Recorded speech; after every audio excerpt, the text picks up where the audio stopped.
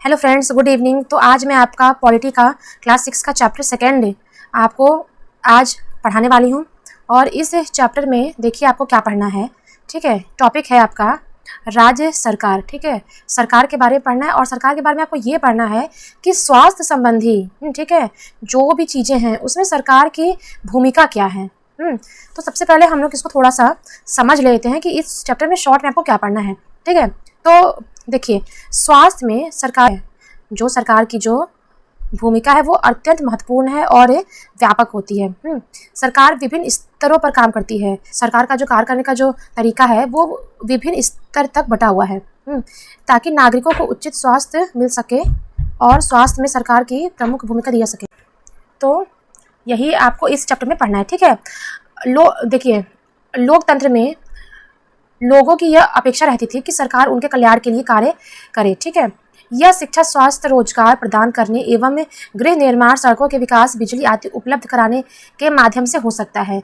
इस अध्याय में हम स्वास्थ्य के अर्थ और उससे संबंधित समस्याओं को जांचेंगे और इस अध्याय के उपशीर्षक को आप ध्यान से देखिए और आपके विचार से यह विषय सरकार के काम से किस प्रकार से जुड़ा हुआ है। तो आज हम लोग स्वास्थ्य संबंधी हर एक चीज़ पढ़ने वाले हैं कि किस प्रकार सरकार कार्य करती है। ठीक है, आइए तो ये देखिए फिगर में आप देख सकते हैं। ठीक है, सबसे पहले हम लोग ये समझते हैं कि स्वास्थ्य है क्या। स्वास्थ्य क्या है। स्वास्थ्य के बारे में अगर हम किसी से पूछते हैं तो सबका अपना अपना विचार होता है, सबका अलग अलग मत होता है।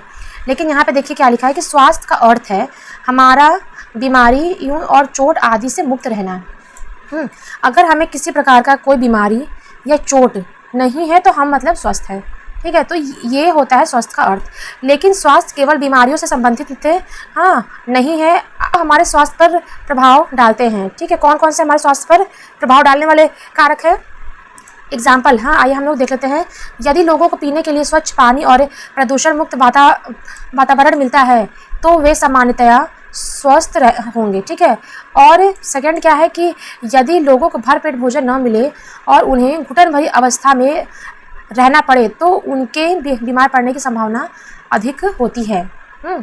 अब यहाँ पे आइए देखते हैं भारत में स्वास्थ्य सेवाएं। भारत में स्वास्थ्य सेवाएं किस प्रकार कार्य करती है।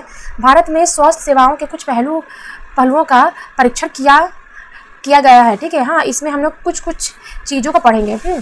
संसार भर में भारत में सर्वाधिक चिकित्सा महाविद्यालय और यहाँ पर सबसे अधिक डॉक्टर तैयार किए जाते हैं। ठीक है, यहाँ पे लगभग 30,000 से भी अधिक नए डॉक्टर की योग्यता प्राप्त करते हैं। 30,000 हर साल। ठीक है, हर वर्ष। अब यहाँ पे हम लोग देख लेते हैं पिछले कई वर्ष में ये चार्ट जो है बहुत ही बढ़ा है। 1950 में भारत में केवल 2,770 हॉस्पिटल होते थे, लेकिन आज के डेट में, आज का तो इसमें नहीं लिखा हुआ है, लेकिन 2017 में आपका 23,583 अस्पताल हो गए थे। तो जब 2017 में इतने हुए थे तो 2024 में भी तो बढ़े ही होंगे। ठीक है, तो ये चीज़ है आपको। अब देखिए यहाँ पे देखिए भारत विश्व का दवाई निर्मित करने वाला तीसरा बड़ा देश है। मतलब ये एक्सपोर्ट का बिजनेस करता है। और अपने देश से विदेशों में दवाई भेजी जाती है। ये कार्य में भारत तीसरे नंबर पे है। तो अब यहाँ पे हम लोग देख लेते हैं भारत के अधिकांश डॉक्टर शहरी क्षेत्र में बसते हैं और ग्रामवासियों को डॉक्टर तक पहुंचने के लिए लंबी दूरी तय करनी पड़ती है। ग्रामीण क्षेत्रों में जनसंख्या के मुकाबले डॉक्टरों की संख्या काफ़ी कम होती है। ठीक है, ये बात बिल्कुल सही है कि अगर कोई सपोज करें गांव का भी कोई है तो डॉक्टर बनने के लिए शहर पढ़ने के लिए उसको भेजते हैं लोग, अगर वो शहर में ही जाके अपना डॉक्टर ही खोल लेता है। ठीक है, तो शहर के कंपेरिजन में गाँव में आपका जो डॉक्टर है वो काफ़ी कम है। इससे लोगों को बहुत परेशानियाँ होती हैं और बहुत दूर जाना पड़ता है। मतलब गांव के लोगों को शहर आके दिखाना पड़ता है। ठीक है, चलिए अब आइए आगे चलते हैं। बीमारियों से बचाव और उनके उपचार के लिए हमें स्वास्थ्य सेवाएं चाहिए, जैसे स्वास्थ्य केंद्र, अस्पताल, परीक्षणों के लिए प्रयोगशाला, एम्बुलेंस की सुविधा, ब्लड बैंक आदि जो मरीजों की को आवश्यक सेवा और देखभाल उपलब्ध करा सके। ऐसी सुविधाओं के व्यवस्था को चलाने के लिए। ठीक है, तो आपका यहाँ तक इम्पोर्टेंट है। चलिए आगे हम लोग देख लेते हैं। भारत में बड़ी संख्या में डॉक्टर, दवाखाने और अस्पताल है। और देश में सार्वजनिक स्वास्थ्य सेवाओं को चलाने का पर्याप्त अनुभव और ज्ञान भी उपलब्ध कराता है। ठीक है, ऐसे चिकित्सालय और स्वास्थ्य केंद्र हैं जिन्हें सरकार चलाती है। ठीक है, जिन्हें सरकार चलाती है। सरकार अपने जनसंख्या के एक बड़े भाग की देखभाल करने में समर्थ है, जो सैकड़ों और हज़ारों गाँव में फैली हुई है। इस विषय पर हम बाद में विस्तार से बात करते हैं। तो ये सब आपको पढ़ना नहीं है, आप सिर्फ इतना ही आप इसको देख सकते हैं। देखिए, एक इलाज का खर्चा, ये एक छोटा सा कहानी टाइप का है। हाँ, आप अगर आपके पास बहुत टाइम है, अगर आप इसे पढ़ना चाहते हैं तो आप पढ़ सकते हैं। और प्लीज़ आप नोट्स खुद से तैयार कीजिएगा, इसलिए कि अगर आप खुद कॉपी पेन से अपना नोट तैयार करते हैं तो आपको उससे काफ़ी आपका आप जो नोट्स हायर करते हैं, नोट्स परचेज़ करते हैं, ठीक है, तो अगर आप हर एक चैप्टर का मेन टॉपिक अगर आप उसमें लिख लेते हैं तो वो भी तो आपका एक टाइप से नोट्स ही हुआ ना, ठीक है। और आप लोग ऐसा भी काम करते हैं कि एक जगह से आप लोग नोट्स खरीद कर कहीं और से भी आप लोग नोट्स खरीदते हैं, तो ऐसा फालतू का पैसा वेस्ट करने से कोई फ़ायदा नहीं है। अगर आप किसी का भी नोट्स परचेज़ कर लिए हैं तो और आप किसी का नोट्स परचेज़ मत कीजिए, चाहे वो मेरा ही क्यों ना हो, ठीक है। तो अब आइए पढ़ते हैं। देखिए, यहाँ से क्वेश्चन आपका बनता है, सार्वजनिक और निजी हॉस्पिटल। सार्वजनिक स्वास्थ्य सेवाएं और निजी स्वास्थ्य सेवाएं। सार्वजनिक स्वास्थ्य सेवाएं कौन सा होता है? जो सरकार चलाती है, ठीक है। यही वो स्वास्थ्य सेवा है या अस्पताल कह सकते हैं आप इसे, जो कि सरकार चलाती है। सार्वजनिक स्वास्थ्य सेवा स्वास्थ्य केंद्रों व अस्पतालों की एक श्रृंखला है जो सरकार द्वारा चलाई जाती है। और यहाँ पे कई केंद्र और अस्पताल जो है आपस में जुड़े हुए हैं, ठीक है, और ये बहुत सारी सुविधा प्रदान करते हैं कि जहाँ प्राय एक नर्स और एक ग्राम स्वास्थ्य सेवक रहता है। इन्हें समान बीमारियों के इलाज के लिए प्रशिक्षण दिया जाता है। वे प्राथमिक स्वास्थ्य केंद्र के डॉक्टरों की देख रेख में कार्य करते हैं, ठीक है। तो ये आपका हो गया सार्वजनिक सेवाएं। इन स्वास्थ्य सेवा को कई कारणों से सार्वजनिक कहते हैं। हाँ, इसको सार्वजनिक क्यों कहते हैं? क्योंकि हाँ, सरकार ने सभी नागरिकों को स्वास्थ्य सेवाएं प्रदान करने के लिए वचनबद्धता को पूरा करने के लिए ये अस्पताल और स्वास्थ्य केंद्र स्थापित किए हैं। इन सेवाओं को चलाने के लिए धन उस पैसे से आता है जो लोग सरकार को टैक्स के रूप में पे करते हैं, ठीक है। जो सरकार के रूप में जो लोग सरकार को टैक्स पे करते हैं, ठीक है, उसी से सरकार ये सब कार्य करती है। चलिए आइए, स्वास्थ्य सेवाओं का अन्य महत्वपूर्ण कार्य है बीमारियाँ जैसे टीबी, मलेरिया, पीलिया, दस्त, हैजा, चिकनगुनिया आदि को फैलने से रोकना, ठीक है। इसकी स्वास्थ्य सरकार को लोगों के सहयोग करनी होती है, अन्यथा यह असफल हो जाती है।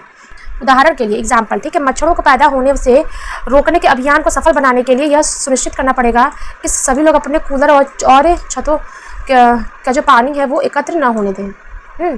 तो उससे आपका मलेरिया वाले मच्छर नहीं पनपेंगे और किसी को भी वो चीज़ नहीं होगा। अब आइए, यहाँ पे हम लोग देख लेते हैं निजी स्वास्थ्य सेवाएं।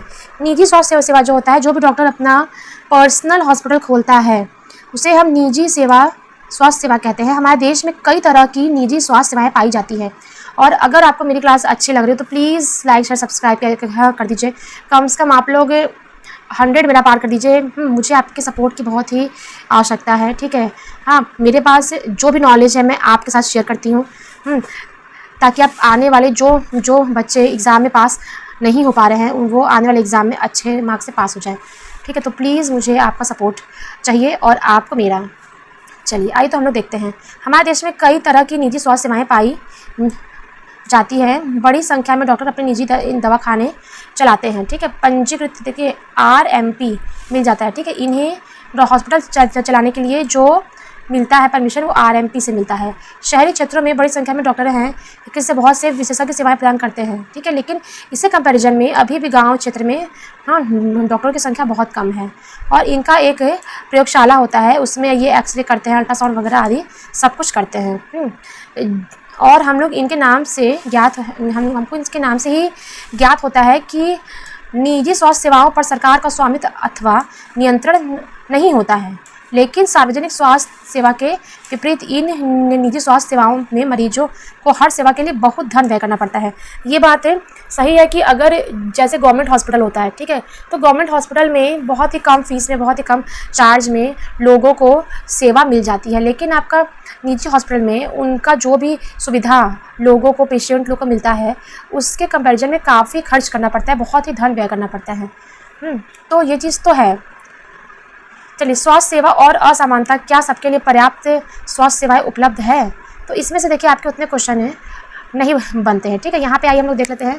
भारतीय आयुर्विज्ञान परिषद का आयुर्विज्ञान नैतिक संहिता कहता है कि जहाँ तक संभव हो प्रत्येक चिकित्सक को औषधि के जेनेरिक नाम ही उपचार पर्ची में लिखने चाहिए और सुनिश्चित करना चाहिए कि यह युक्ति युक्त और उपयुक्त रूप में हो। ठीक है, तो पर्ची में किस प्रकार का नाम लिखना चाहिए, तो ये आपका लिखा हुआ है और इसको आप याद कर लीजिएगा। अगर मेरे चैनल पे फर्स्ट टाइम है तो प्लीज़ मेरे चैनल को लाइक से सब्सक्राइब कर लीजिएगा। अब देखिए यहाँ पे है तथ्य क्या है कि जनसंख्या के 20% लोग ही बीमारी के दौरान आवश्यक दवाएं को खरीदने में सक्षम होते हैं किंतु हम गरीब यह नहीं समझ पाते कि दवा संबंधी खर्चों को उठाने में कितनी कठिनाई का अनुभव करना पड़ता है।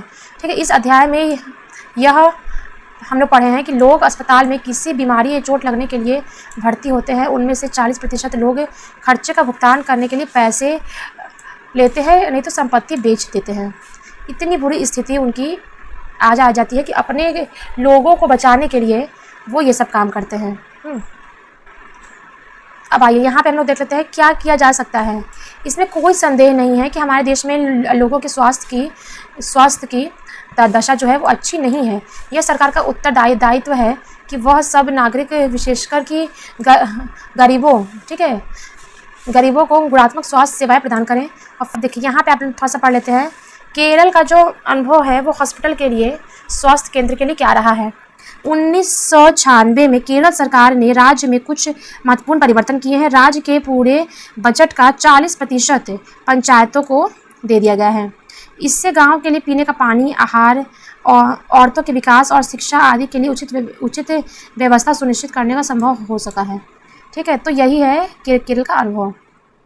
अब आपका ये देखिए कोस्टारिका का तरीका, ये सबसे अच्छा माना जाता है। देखिए कोस्टारिका को मध्य अमेरिका का सबसे स्वास्थ्य देश माना जाता है। इसका प्रमुख कारण है कि उनके संविधान में यह लिखा हुआ है कि कई वर्ष पहले कोस्टारिका ने एक बहुत महत्वपूर्ण फैसला लिया था कि देश में सेना नहीं रखेंगे। इससे उन्हें सेना पर व्यय किए जाने वाले वहाँ के जो लोग हैं, ठीक है, वहाँ की शिक्षा, स्वास्थ्य और अन्य आधारभूत आवश्यकताओं को खर्च मतलब कि मिलने के लिए ये सब काम उनको करना पड़ता है। ठीक है, और क्या है देखिए यहाँ पे देख लेते हैं।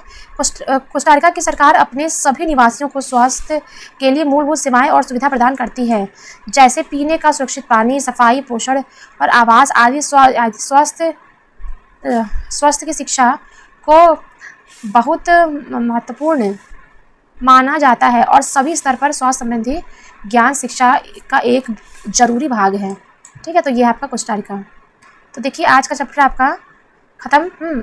और आज के लिए बस इतना ही। और ये शब्द संकलन है, इससे पढ़ना चाहते हैं तो आप पढ़ सकते हैं। ठीक है, इसमें से भी क्वेश्चन एक आध दो आ जाते हैं। ठीक है, लेकिन ये चैप्टर नहीं है तो बहुत कम आते हैं। तो आज के लिए बस इतना ही। अगर आपको मेरा चैनल पसंद आए तो प्लीज़ लाइक शेयर सब्सक्राइब कर लीजिएगा। Bye bye.